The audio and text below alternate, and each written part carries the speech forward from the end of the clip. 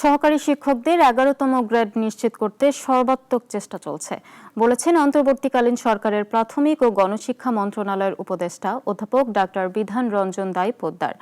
সকালে ভোলার জেলার প্রশাসক কার্যালয়ে এক সেমিনার শেষে সাংবাদিকদের প্রশ্নের জবাবে তিনি এসব কথা বলেন শিক্ষকদের অবস্থার উন্নতির জন্য আমরা সর্বদা কাজ করছি। প্রধান শিক্ষকদের 10ম গ্রেড এবং দ্বিতীয় শ্রেণীর কর্মকর্তার মর্যাদা দিতে আমরা সক্ষম হয়েছি। জেলা প্রশাসক ডাক্তার শামীম রহমান সহ সংশ্লিষ্টরা এই সময় উপস্থিত ছিলেন।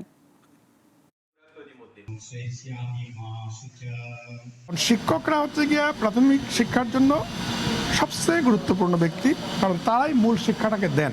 অন্যদের কাজ হচ্ছে ওই কাজটাকে সহায়তা করা। প্রধান শিক্ষকদের আমরা 10ম গ্রেড দিতে পেরেছি এবং তাদের দ্বিতীয় শ্রেণীর কর্মকর্তার মর্যাদা দিতে পেরেছি।